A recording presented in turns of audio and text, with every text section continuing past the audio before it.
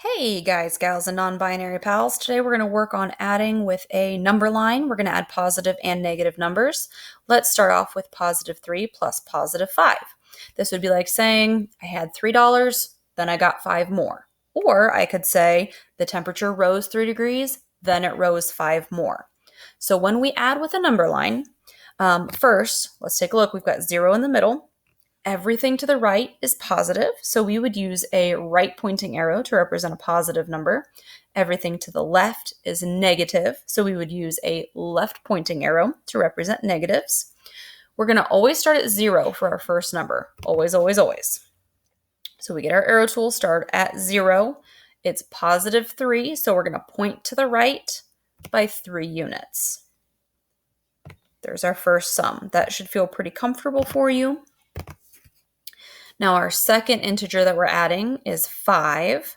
So we're going to go back to our arrow tool. Here we're going to start where our last arrow left off. So we'll start at 3 and move 5 units, 1, 2, 3, 4, 5 to the right because it's a positive number. So you can see here we end up at 8, which if you count it up on your fingers, it makes sense. If you have $3 and you get 5 more, you're going to end up with a total of $8. To show our answer on a number line, we would circle that space. You can use that using the circle tool in Google Slides. And then we will type our answer up here. Okay, let's go ahead and do some negative numbers. We've got negative $2 and then negative $4. So let's say you're trying to save up money for something. You borrow $2 from your best friend. You borrow $4 from your aunt. Let's figure out how much you're going to have to pay back altogether. Get your arrow tool. And then we are going to start at 0 as we always do. It's a negative number, so it'll be 2 units long, but it will point to the left. The first arrow is usually the easiest for everybody. And then our second arrow is going to pick up where our first arrow left off, and it's got to be 4 units long. So we start here and go back 1, 2, 3, 4. There we go. So we ended up at negative 6. Does that match the rules that we had for adding negative numbers? Is a negative plus a negative going to be a negative? Yes. So if you borrowed $2 from one person and $4 from another person, you're eventually going to pay back 6.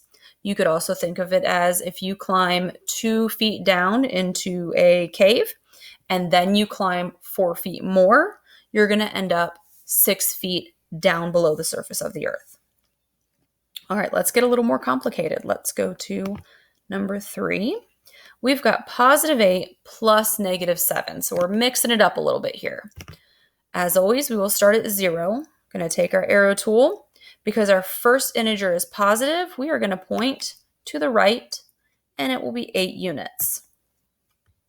Again, pretty straightforward on that first arrow. Our second arrow, we've got negative 7. So we are going to start where our first arrow left off.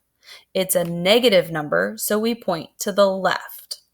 So we will go back 7 units and end up at positive 1. Does this match what our rules tell us? Is 8 our positive number, the one with the higher absolute value? Yes, so our answer should be positive.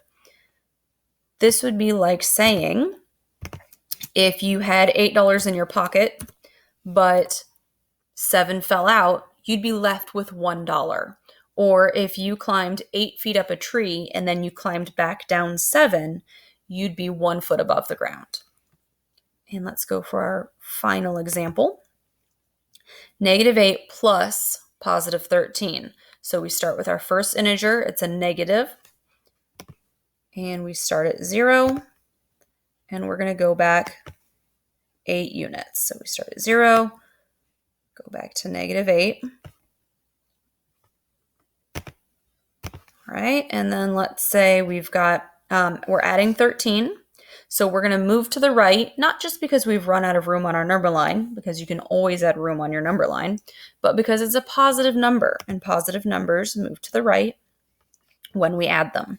So we're going to move negative 8 to 0 would be 8, right? Positive 8, because those are additive inverses. Those are 0 pairs. So there's 8 right there.